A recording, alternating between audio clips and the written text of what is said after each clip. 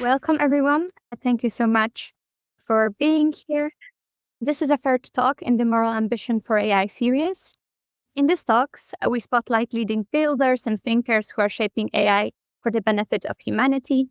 Today, we are joined by an exceptionally accomplished speaker who is both a leading thinker and a builder in the field of AI, an exemplar of a moral ambition which takes academic insights and incorporates them into impactful projects. Professor Mieke Boon. Mieke is Professor of Philosophy of Science in Practice at the University of Twente, chair of Stichting HOOP, and lead of the SIDE project, which stands for Democratizing AI, Empowering Citizens through Transparent Decision-Making. The SIDE brings together experts from diverse disciplines and citizens to develop a new generation of transparent and democratic AI systems. The project recently received 6.8 million grant from the Dutch Research Agenda. Professor Boon, thank you so much for being here and for sharing your expertise with us. And now I will hand over to you. Thank you, Carolina. Thank you for inviting me to this talk. And thank you for all the guests that are attending this lecture or talk. And I hope it will meet your expectations. What I will do, I have divided my talk in 4 parts. I will briefly tell a little about my background.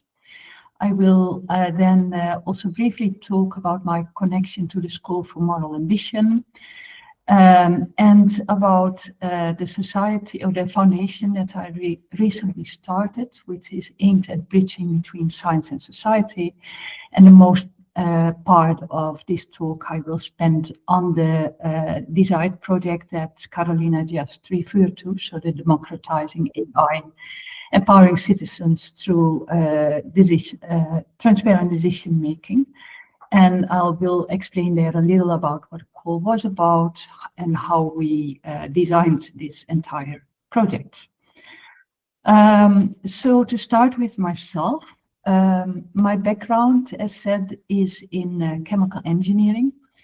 I started those studies at the University of Twente in the Netherlands in 1980. And very soon after I began, I became very worried about the role of chemical engineering in all kinds of sustainability problems. So pollution and climate change was already by then very clear a problem or an upcoming problem. And the question that I started to be interested in, but also felt responsible for, is how can actually scientists and scientific research contribute to preventing and solving these kinds of problems. So I got interested in the question of what is actually professional responsibility in those kinds of contexts, and how can you execute or form or give shape to a notion of professional responsibility in my case, professional as a profession, in my profession as chemical engineer. But due to those questions, I also started to become interested in more philosophical questions. First of all, questions about ethics, about where do our values come from, what is responsibility. But more and more I got interested actually in the role of science itself and its ability or inability of contributing to the solving of problems. And so, I aim to develop a moral attitude in that, but I also had or developed ideas more and more about knowledge and the contribution of science in problem solving. And so I took up next to my master and PhD in the chemical engineering, in which I focused on environmental technology, a study in philosophy at the University of Leiden. And there, my guiding question was, and also in the philosophy project after that, whether I could develop an alternative philosophy of science that better suits to the responsible application and or the responsible application and problem-solving research practices. And so in 2001, I took up a job at the University of Twente.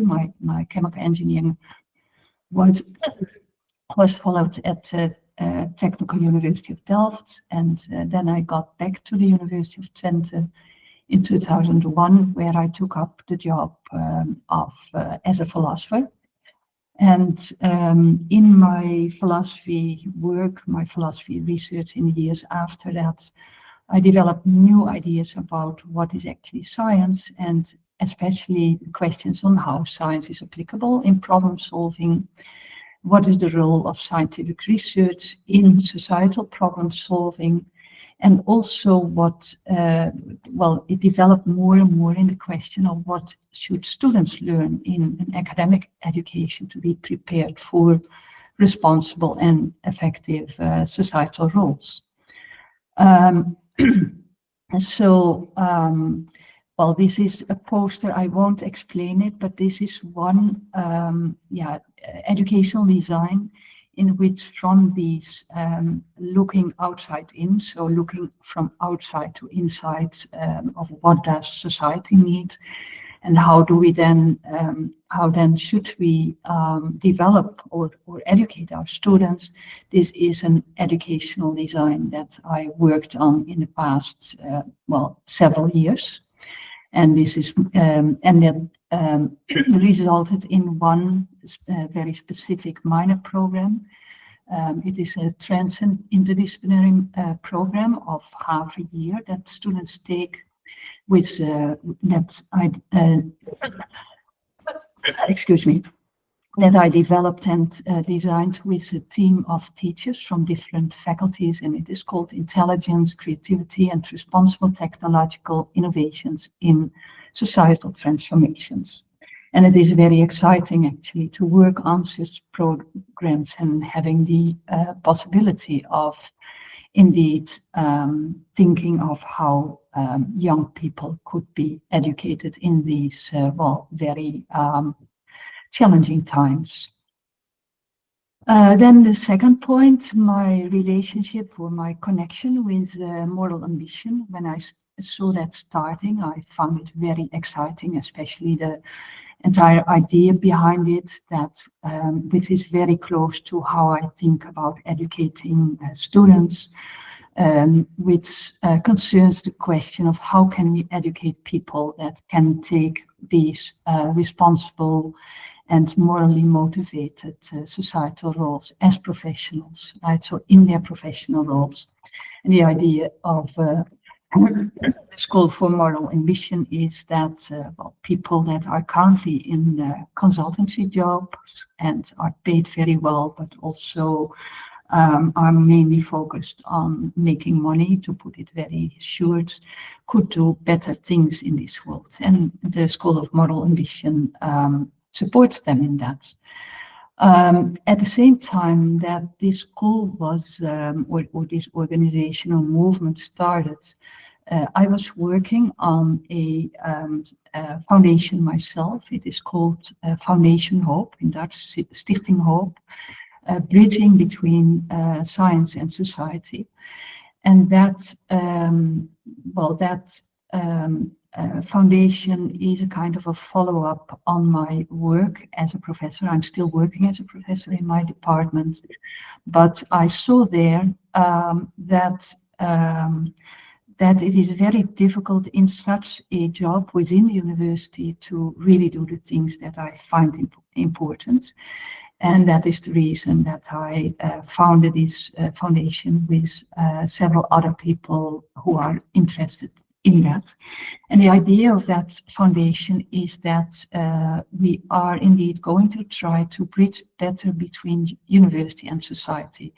Because currently, and for a very long time, university actually thought that it produces knowledge that is helpful for society and that will automatically solve problems, complex problems in society.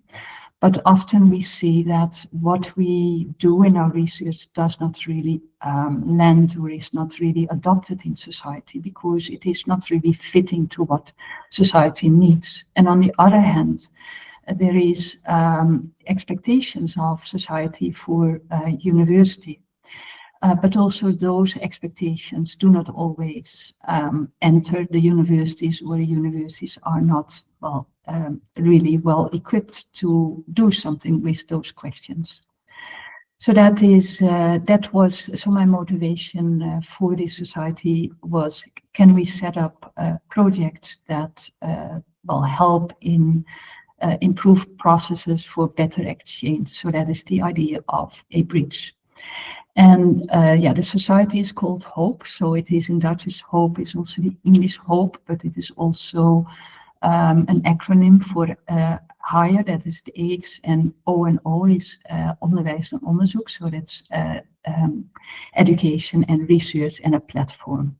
But it is also about hope, and hope in giving hope for many people who want to do something in society in these days. And so, we could say that one of the focuses here is the UNESCO Sustainable Development Goals.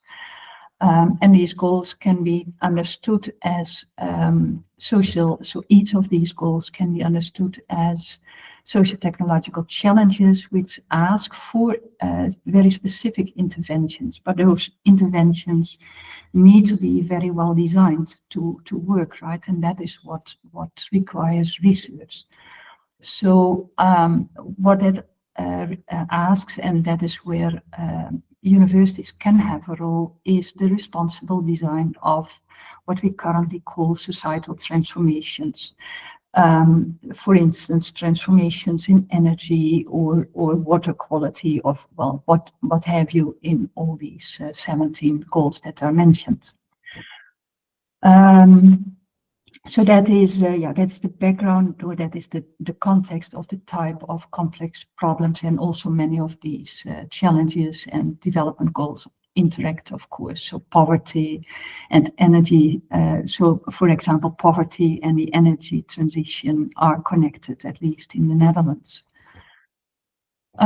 So this is a slide that explains the way in which we currently think of how these projects that are supported by these foundations should be organized, or how these should be designed.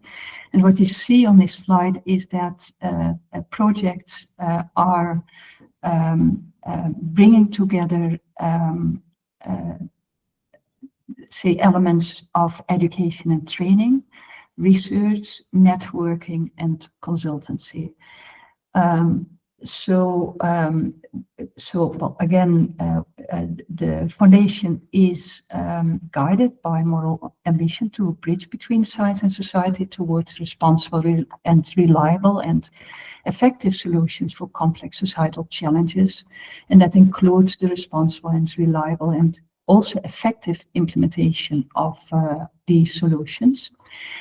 And so the starting point is that this requires a better exchange and collaboration between academics and professionals. So professionals in the outside world, so outside from the university perspectives. That may also, by the way, be supported by well-designed AI tools. So that collaboration requires, or those societal transformations require knowledge and methods, and also the development of expertise. We call it transitional expertise, and the people we call change agents. So that is the people that could do something in these kinds of complex situations. And so the foundation HOOP aims then at projects that facilitate actually the collaboration between researchers and societal partners on challenges such as on climate, on energy, on the nitrogen problem as we have in the Netherlands, housing problem that we also have, water and drought problems.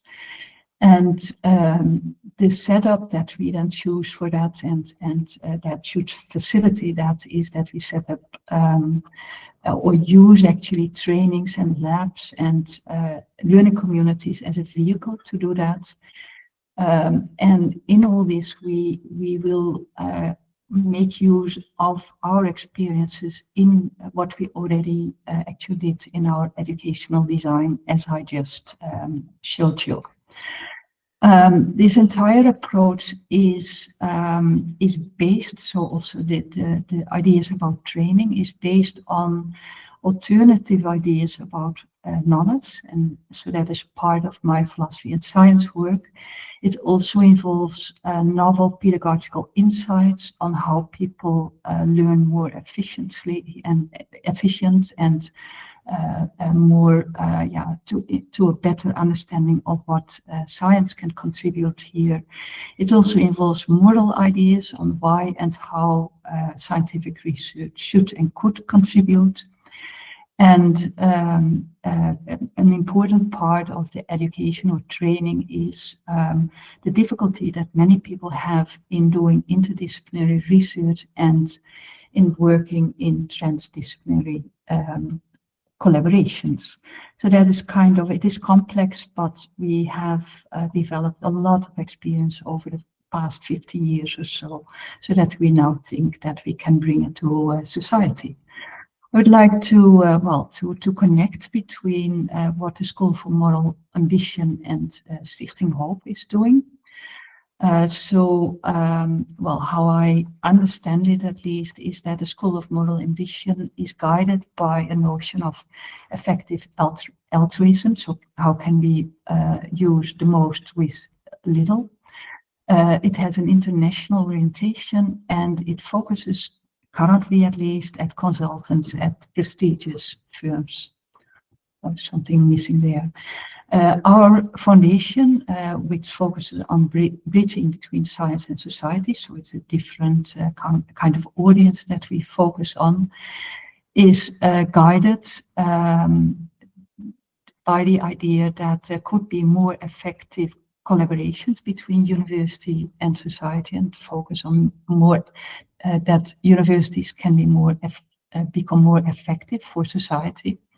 It also has a more local orientation, so maybe in the direct environment of the university or in the Netherlands.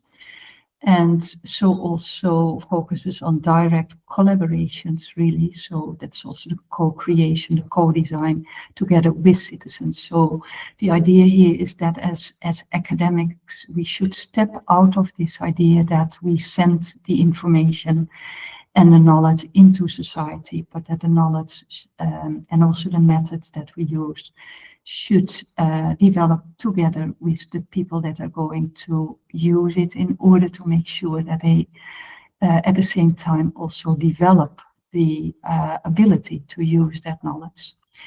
And then as a third point, it is very explicitly oriented at people. So not so much on organizations or organization changes, but really at the people that connect with the foundation and that we collaborate with, in order to help them with developing their crucial expertise.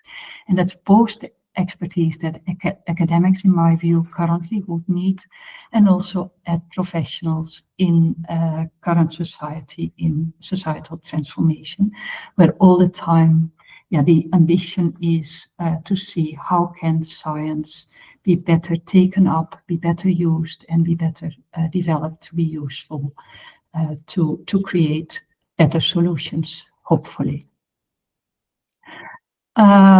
So back to the overview, I now come to the fourth point of my talk. So that is the designed research project, Democratizing AI, Empowering Citizens Through Transparent Decision Making. And so I will first tell a little about the call. The call comes from so we have the Dutch National Science Foundation. It's called NWO, Nederlands Wetenschappelijk Onderzoek. And within that program is a special program which is called the National Science Agenda, so the Nederlandse Wetenschap Agenda. And what is very interesting in that national science agenda is that they actually developed over the past few years, or within NWO, developed over the past few years, indeed this idea that if we really let universities continue the way they do, what universities contribute is not as effective as we would like it to have. So they have been looking at, and there's another more political issue that actually there is, universities are not that liked so much anymore by society. There are huge budget cuts also for political reasons, because people often feel that there is some kind of elitism, arrogance from universities and academics towards society, and that universities maybe do not help so much in in problem solving, and that we are still, what has been often said, in a ivory tower. So what the Dutch Science Organization did was bring a call to society, to societal organizations, and asking people what would be the things that you would like universities would investigate. And in that, 140,000 questions came in.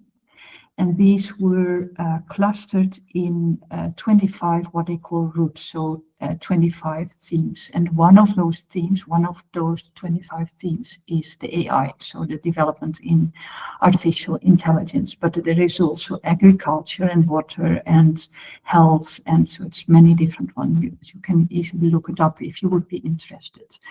And the idea next was that indeed then calls should be written that indeed would help in mitigating these problems, or working on these problems. So there is the request that these projects are designed in a way that also societal partners participate. And an approach for this, and I'll explain that, but I already put it here, is that they request the so-called impact plan approach, which very briefly means that you start thinking from the side of the societal issue, and then figure out what are actually the causes and the knowledge gaps of that, and then how are you going to investigate that, and how are you going to bring that back into society to mitigate the problem. And so what I will do then, after having explained this a little further, is to tell a bit about how we approach that, how we as a consortium went into a collaborative design process to indeed write that call and come to, well, indeed, to meet that vision, but also in accordance with our own conviction. The consortium that we built consisted of 50 academics and 30 societal partners. So that was quite a complex but very, very interesting process that started 1.5 years ago. So first of all, here, this was the title of the call. You see at the top, if you look later on at the slides, that it is part of the NWO research programs, and that it is called here, I have to look at my own slides. So it's called here the Dutch Research Agenda, NWA, and this specific instrument is research along routes, so it is called NWA ORC. And this is one of those routes, so it is along routes, it's one of those 25 routes, and it is called Empowerment of Dutch Citizens Through Transparent AI. So that was the theme, or of the call. What's very interesting was that by the writers of that call, a short or small research was being done, or being requested by this organization, Waar Future Lab. Waar Future Lab is specialized in AI and the internet. And they asked people, what are actually your biggest worries? And well, on the right side, you see them on a slide that was presented in the introduction, but the biggest one, the most is indeed the power relations and the concentrations of power by AI, but also the fake news, the filtered bubbles and polarization, the responsibility and liability of AI users, prejudice and inclusion, so the bias that often happens in AI and so forth. So the call for us was also to take this into account when we would design our research proposal. Well, then a bit about what they want, right? So this is a slide of what they request of how to do it. So in this, they explicitly call interdisciplinary collaboration with between what is commonly called the humanities, the natural sciences and technology, and the social sciences. And well, this is another call, but here they request at least two.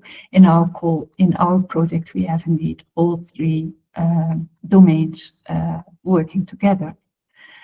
And as I said, the approach that they want is what they call an impact approach. So it is the idea that you start from the impact that you want to have. And I'll explain it by the next slide. So this entire idea comes from what they call a theory of change. And what it actually means is that the way of working at universities should be put upside down. So the common way of working was we work in a discipline, we see all kinds of interesting things coming up in our disciplines, and we want to do the next thing, and that is the value of our work. Here it is, and then we can find the reason why it is societally important and why other people should believe or use it.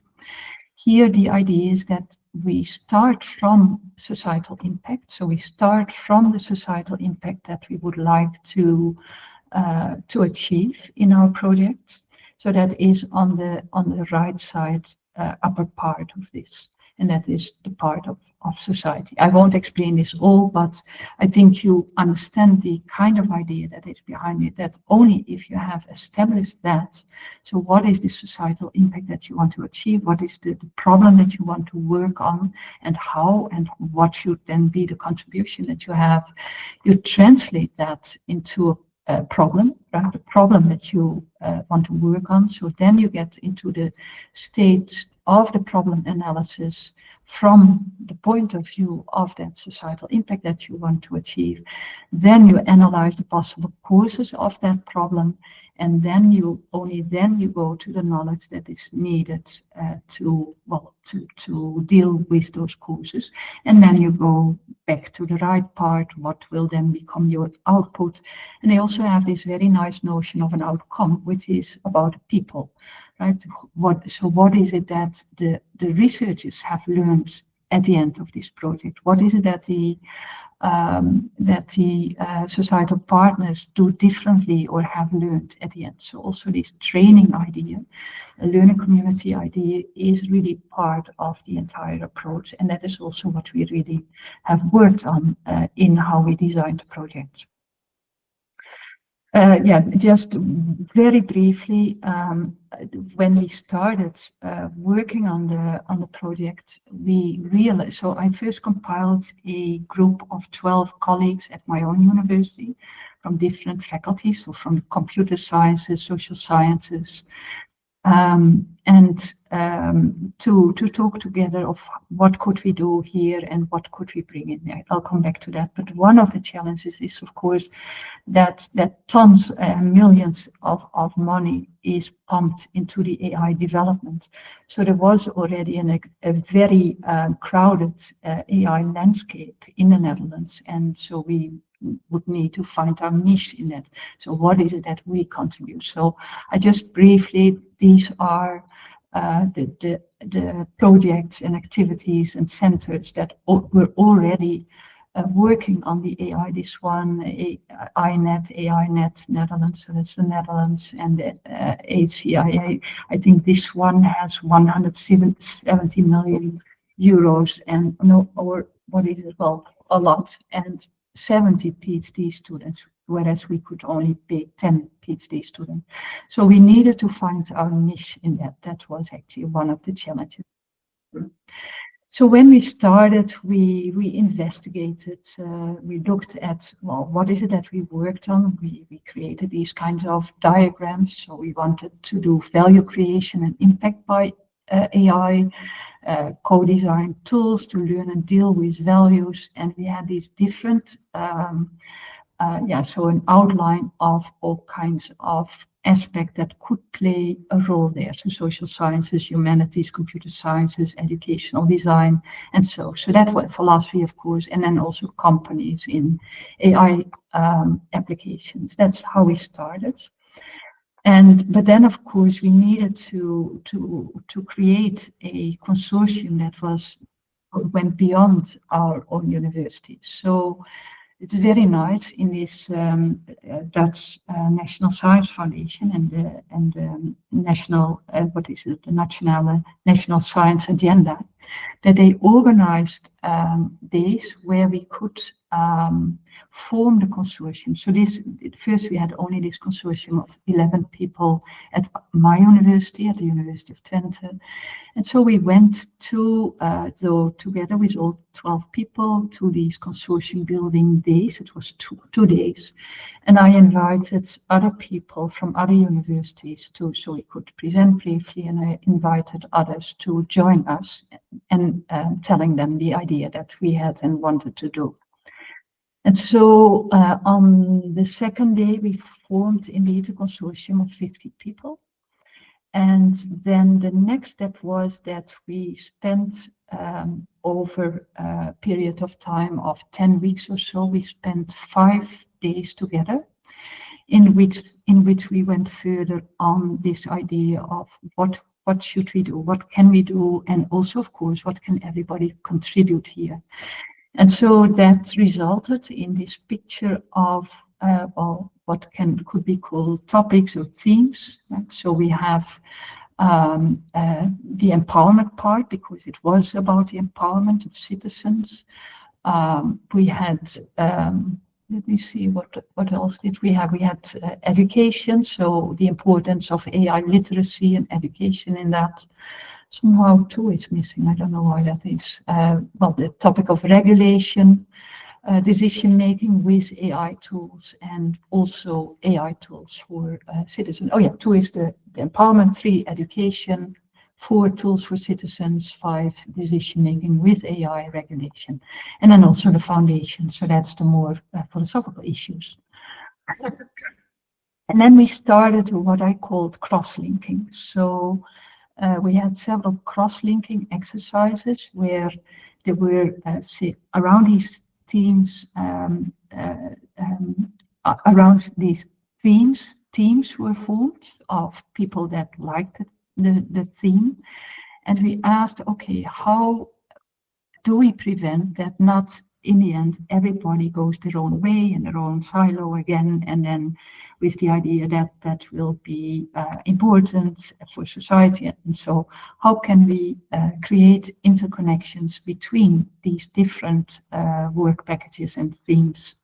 And so people really worked hard on that. It was very inspiring to do that, and we did this for every different box, right? So here the box was about AI tools and how does that relate to the others. One, by the way, is the management. So that is also where I'm guiding the entire thing. And then here, for instance, it was about education and how education would contribute to the different themes. For instance, here in the management work package, we have this idea, okay, we will have PhD students, and we want these PhD candidates not in the end being specialists, but be equipped in these complex AI topics in society. So education should help in developing education materials for those PhDs. And so there's different other opportunities. And here's still another one from foundations. What are the foundational questions that relate to each of these other themes? So that was very productive. And of course, another thing that is needed, that is the problem analysis part. So in the end, or not in the end, but during this project, we of course needed to focus and needed to see these and answer these questions of what's the problem actually that you're going to work on, what are then the causes and how are these related, what are then what is then the knowledge lack or the knowledge gap that can contribute or is related to those causes. And and here at the bottom is what the aim is. So the problem analysis eventually was that the desired project aims to democratize AI by giving citizens the tools, knowledge, and opportunities to participate and that is the important part, to participate in AI development. And by enabling citizens to co-design AI tools, we can reduce the power imbalance and ensure AI serves the interests of all, not just a few. So that was our motivation and also our idea of what we wanted to contribute. So in that problem analysis, we also had several conceptual inventions for the project, or what we wanted to do. So first of all, our focus became the decision support system. So AI as a support system in decisions. Well, that's what it's often used for, of course. It has also other applications. Because of that, the title was crafted of Democratizing AI, Empowering Citizens Through Transparent Decision Making, right? There's the focus on decision making with the acronym of DECIDE. The other concepts that we used and introduced was AI decision support systems, but the new one is then AI citizen support systems, AI CSS, by which we mean that actually we would like to invite citizens or organizations or professionals to think of what kind of AI system would help you in your decisions to take, for instance, better decisions, maybe political decisions in difficult situations, and well informed by reliable knowledge and science. And the other thing is, that was the other idea that in the process came up, is that, of course, it should be about concrete cases. And we called these cases citizens empowerment scenarios, so the CESs, and I'll come back to that soon. So, the cases, we were critical about what cases should be chosen. And so we made, as a team, so our consortium made a list of things to which the cases or the citizens empowerment scenarios should meet. So for instance, on 10, it should be possible to have active citizen engagements, and it should be, number 9, it should be possible to translate it to similar cases. So those were the things that were the criteria for choosing the cases. And then that resulted in this matrix. So what you see here at the top is work packages, and you will recognize the things that we started with. So one is from the social science work package. 2 is focused on what is empowerment of citizens actually, what are good ways of empowerment. The work package 3 about education and AI literacy, and also the question, what does that mean, especially when people engage in the design of these systems. Then so that is educational research that we do there in Work Package 3. Then in 4, it is the computer sciences that work on citizen support AI tools. And the 5th is also computer science, but they work on existing AI decision support tools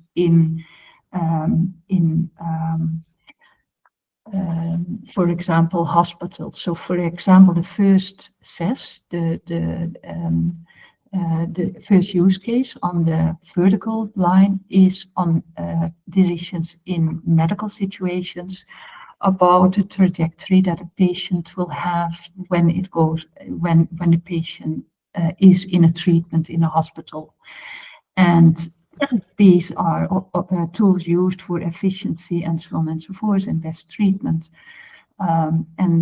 This work package 5 is then working on, well, how to do that well and how to explain it to the citizens, and what is actually the kind of explanation that they would need. 6 is about legislation and regulation and the implementation of all kinds of regulation, because that happens to be quite complex when there are these rules, but how to implement that in a proper way. And the 7th is about foundations. And then here on the vertical, we have 4 use cases.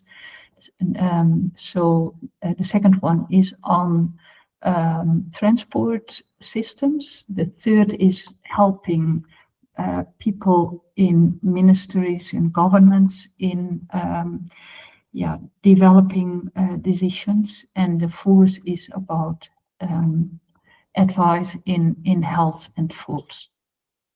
And then comes the complex one. So this was the table we inserted in our project proposal, where all kind of cross-linking of these work packages is illustrated. And so this is, the purple is the cross-linking between the vertical, so the columns and the lines, and at the bottom is then also the intersections between the work packages.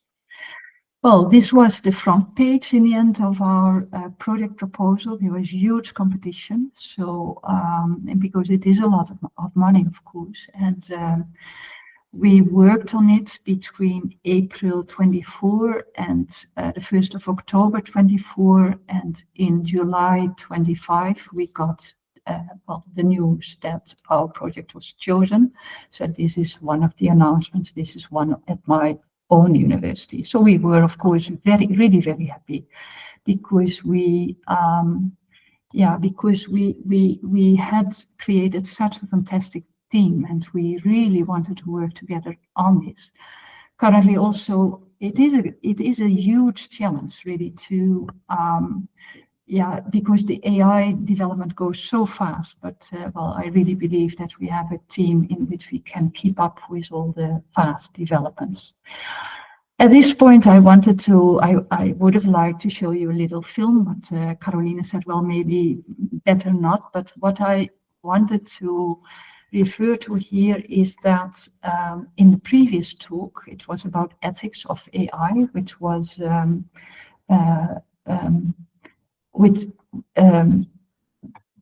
which was by this ethicist, and he said, Adam Browse, and he said, well, we should be careful about AI not too little and not too much. And I found it a very nice saying that he did. And of course, it's always with new technology that it can be too little or too much. And modern times is kind of very funny way of showing when it is too much. So here is the feeding machine that was developed. And here you see Charlie Chaplin explains the feeding machine. And then here he is eating corn, and that thing goes faster and faster. And then here, they try to stop the machine, and Charlie Chaplin is caught in it. Well, it's a very funny video, and this is just too much. And that can also, but I find it actually a nice, what could be taken as an analogy when AI is too much, right? That AI takes over everything. So we really, really need to find a balance between where AI takes over everything and people don't think themselves anymore and let AI do everything for them, because people are lazy, of course. And well, that's not what we in the end should want. I wanted to explain about moral ambition and about what I actually hope for. So, and it comes from two directions. So this project, the design project, but also from Stichting HOOP, and they kind of are a bit connected or relate to each other.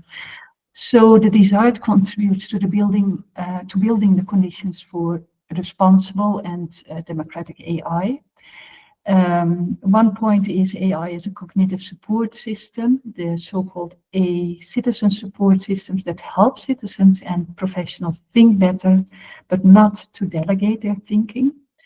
The second bullet is that AI democratizes, or can at least, in my view, democratize learning and exploration. So learning and exploration, sorry, because it can offer tools that expands people's ability to analyze things, to compare, to ask questions, and also to imagine alternatives. So it takes a little of the burden from our cognition.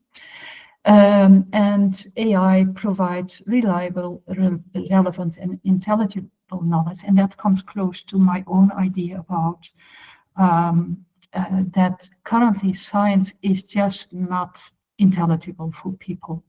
And I think that AI can be a fantastic tool to help in that, to collect things for us, to explain it in a way that we need, and so that we also can better think about difficult situations and what's going on there. And then the fourth bullet point on that design project is the transdisciplinary expertise in science, technology, society, and that should ensure AI systems to be developed which are ethical, social, and also epistemically robust. And here there is a huge role for the governing work package 1 in this project. And then about Stichting HOOP, which will work along the sides on other kinds of projects. So we have several projects there. And there we aim to contribute to the development of human capabilities. So that's also a strong idea that I have, that given the AI, we should work on human capabilities that are needed to enact moral ambition, but also to act prudently. And so it should cultivate moral ambition as a practice by, but that in that it is not enough to want it, right?